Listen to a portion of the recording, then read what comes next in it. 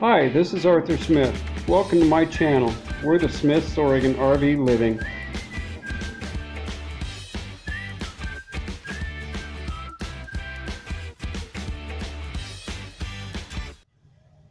Hi everybody, Art Smith here. We're the Smiths Oregon RV Living.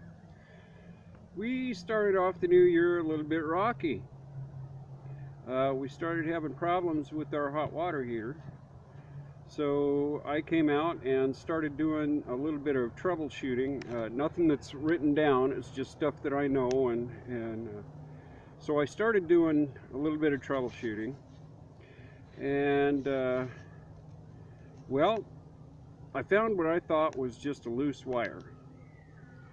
So I'm gonna try and turn this around. Actually, let me do this here real quick. It turned out to be the thermostat. One of the two, there are two. And I will say that the safety precautions in the hot water heater worked correctly.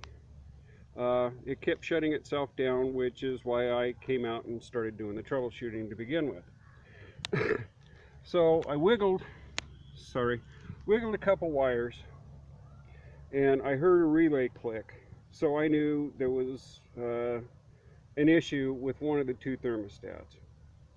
So I thought, all right, what I'll do is take my needle nose pliers and pull the terminals off and clean up the spade terminals, because they're, you know, a little oxidized and funky. And much to my chagrin, I'm going to turn this around and hold it down. Let's see. That's what happened. One of them came completely apart. And that's where they go. So, for a 34-year-old hot water heater, I thought, my gosh, it's gonna be heck to find new parts. Well,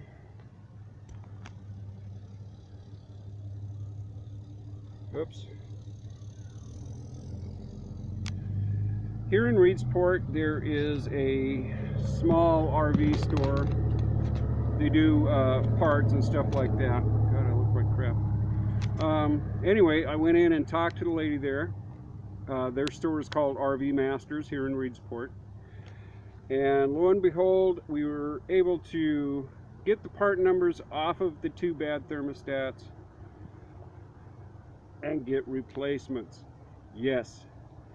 Some folks, if this happened, of course, you'd take it into an RV dealer and they would charge you a lot to do this repair.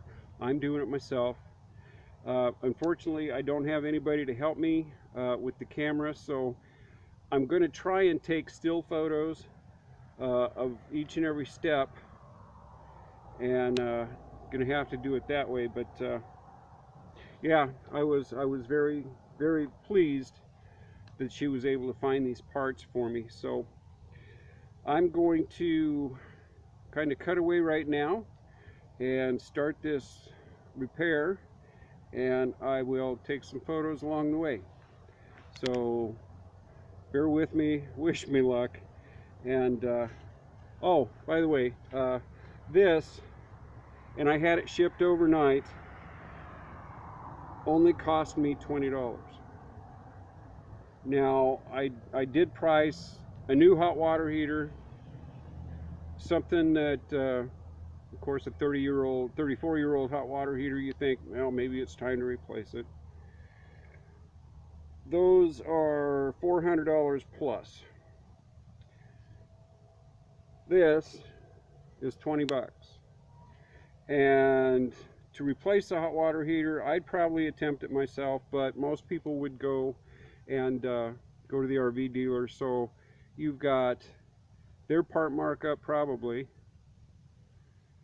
which is 400 plus, then the labor to do this, that could run pretty close to $1,000. That's just a guesstimate. I don't know about y'all, but I don't have it. So I'm going to do this myself, take some photos, and I'll be back here shortly. Well, you can see here everything's kind of rusty and cruddy, so I cleaned that up. Here's the new parts and how they're supposed to go in. There's the first one installed. Second one's in, and there we go. Everything's all hooked up. Hi folks. Well, this hot water gate thing continues. To the best of my knowledge, the thermostats that were installed are functioning. We still have the same problem. It lights and then goes back off again. I'm losing signal somewhere to the, I think, the flame sensor.